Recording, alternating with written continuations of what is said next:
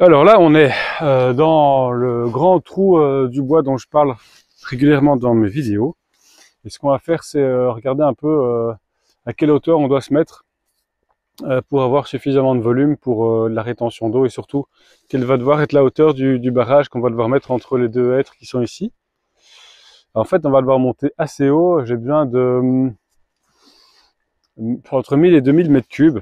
Et puis après, comme la forme est totalement hybride, la forme de cet endroit-ci, ben, je laisserai le soin à notre ami l'ingénieur de calculer le volume réel qu'on aura besoin de toute façon pour les permis et puis aussi surtout pour le calcul de l'imperméabilisation.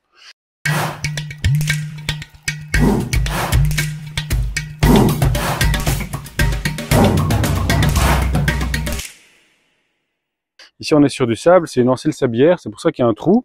C'est un trou qui date du XVIIIe siècle, avant il n'y avait pas de trou. Et donc on a une forêt, enfin un sous-bois qui est quand même en très mauvais état. Donc on va un peu le cleaner et en même temps on va le nettoyer un petit peu. Et en même temps, on va replanter des sujets, enfin, on va le réorganiser et laisser un peu. Donc, il y aura une période, un moment où ça va être un peu pauvre et tout dézingué. Il y a un moment où on va replanter, il y a un moment où on va recréer des zones naturelles, c'est-à-dire on va laisser des zones sanctuaires. Et, puis on va mettre du bétail, mais sur une partie de l'autre côté qui va pas venir nous emmerder ici. Par contre, ici, ce qui est bien, c'est qu'on est sous la canopée des arbres. Donc, on va quand même laisser le plus d'arbres qu'on peut, à savoir qu'en fait, ils s'effondrent ici, puisqu'en fait, ils n'ont pas d'ancrage, ils sont déjà dans une pente, et puis en plus, ils sont dans du sable, et donc ils n'ont aucune stabilité, donc c'est très dangereux, ça nuit aux installations, enfin, ça nuit, bon, après, pour une forêt, c'est bien, parce que du coup, ça veut dire que les arbres pourrissent, qui sont attaqués par les champignons, et qui créent la succession forestière, mais ça reste quand même assez pauvre. Mais donc, comme on est sous la canopée, eh ben, en fait, on va bénéficier quand même d'une tempérance climatique due à l'évapotranspiration. Il y a la rétention de l'humidité par la forêt qui sera assez importante et avoir moins d'évaporation dans notre bassin. Alors moi, je veux que le bassin soit le plus profond possible, plus profond que grand, parce que j'ai pas besoin de réflexion, donc j'ai pas besoin d'avoir un effet miroir. Par contre, j'ai besoin d'avoir de la profondeur pour avoir de l'inertie et faire en sorte que cette inertie puisse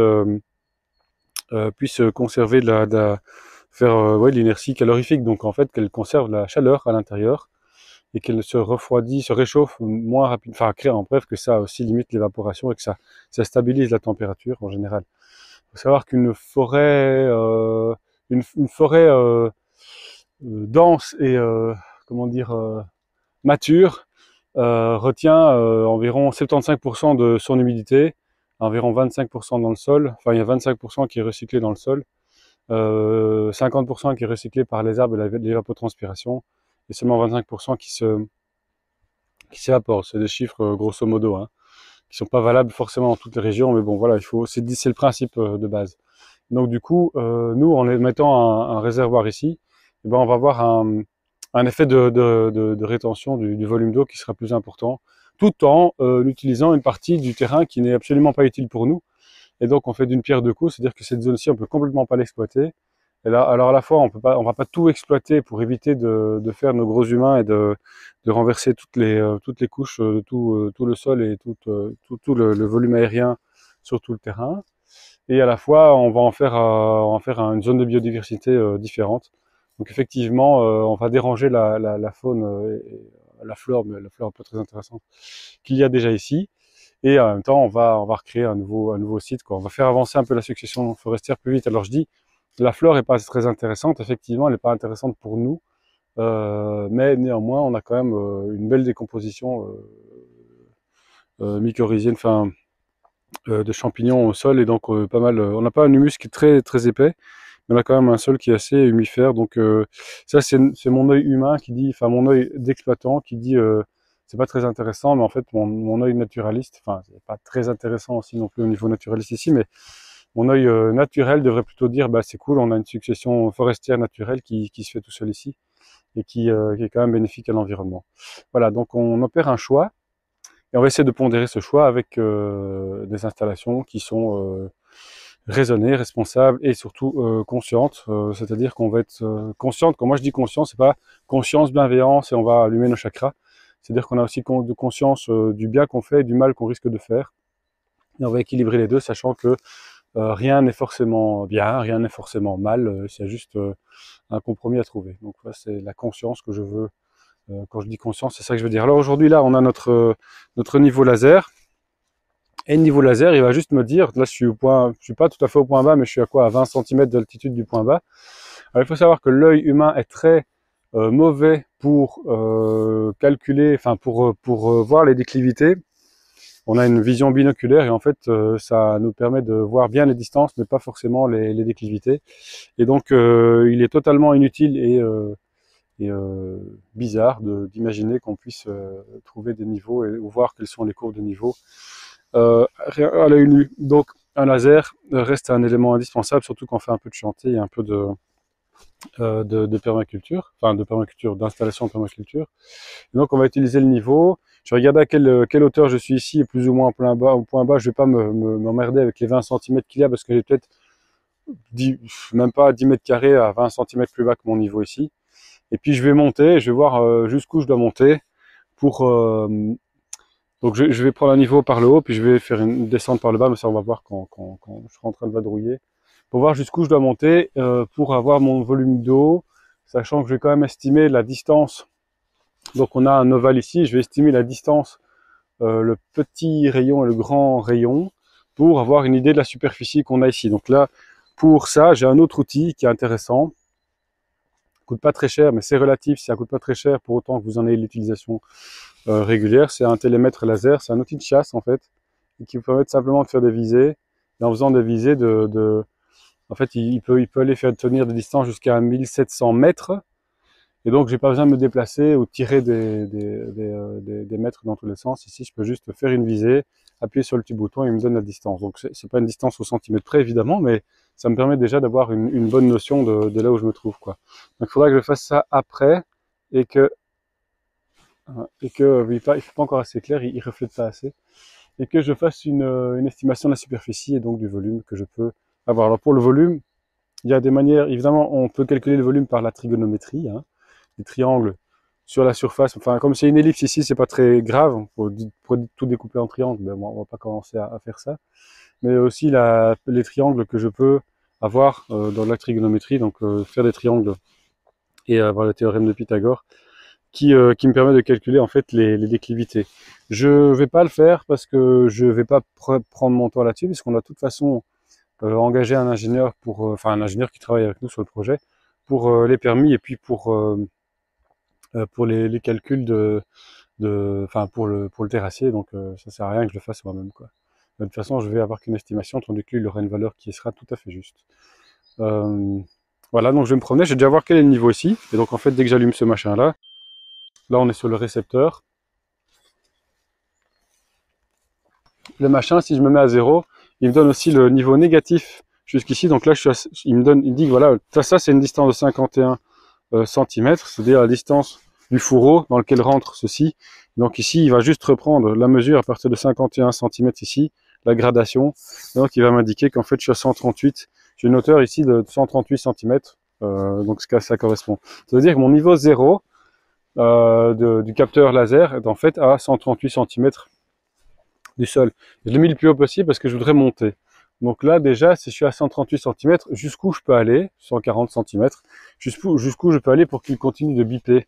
Donc je vais le mettre à 0, hop, et je vais le mettre tout en bas, à moins 50, plus disons.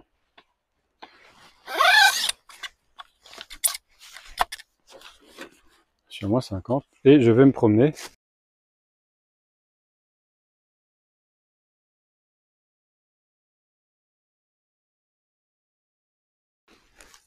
Évidemment, il faut qu'il passe l'arbre.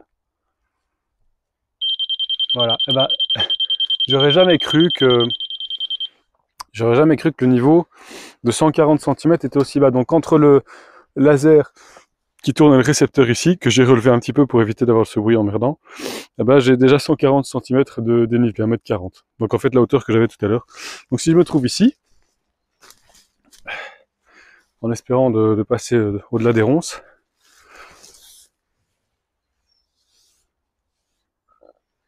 voilà. En fait je suis au sol, et donc le niveau de mon goulot ici et à peu près enfin non, pas à peu près, à 138 cm plus haut que le niveau bas. Donc je sais déjà que j'ai une éclivité de 1,38 m. Alors jusqu'à où je devrais monter ici? Jusqu'à où je devrais monter? Alors je vais inverser la canne. Donc je la mets à fond. Je garde. Donc je la mets au plus bas. Je voudrais voir. Voilà, si je me mets là, en fait, où est-ce que je suis quand je suis à 2 mètres, quoi, hein. Donc là, j'ai tourné le truc à fond. Donc en fait, si je à 2 mètres, je vais me mettre plutôt par ici. Niveau 0. En fait, notre problème ici, c'est que j'ai beaucoup d'obstacles et donc j'ai du mal à bouger.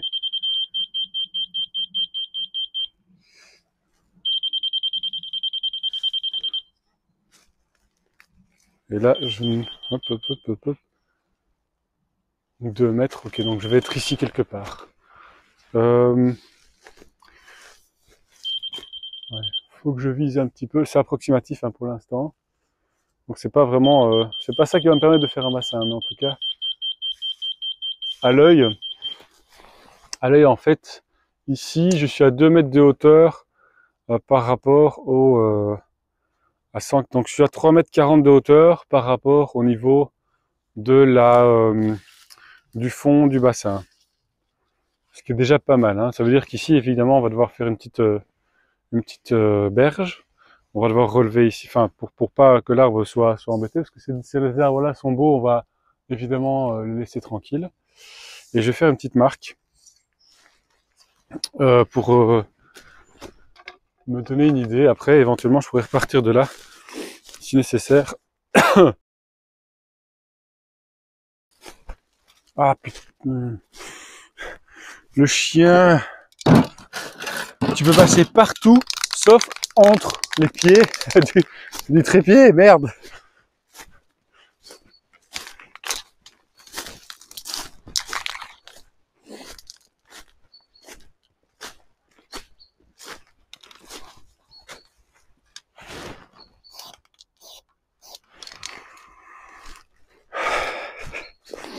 Ok, donc là c'est 3,40 m. Donc là, on a 35 mètres.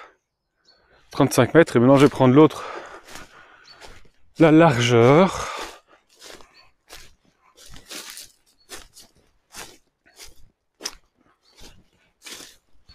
La largeur du machin, de nouveau, c'est assez au pif. Enfin bon, de toute façon, tout ça, on peut terrasser après pour le rendre plus à la forme qu'on veut. Hein. Vu la qualité du sol ici, on s'en fout un petit peu. Enfin, on va pas le réutiliser, sauf pour du remblai.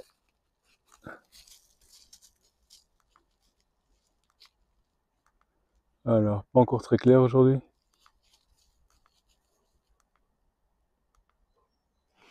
Et ici, on a 17 mètres. Donc en fait, c'est une ellipse quasi symétrique.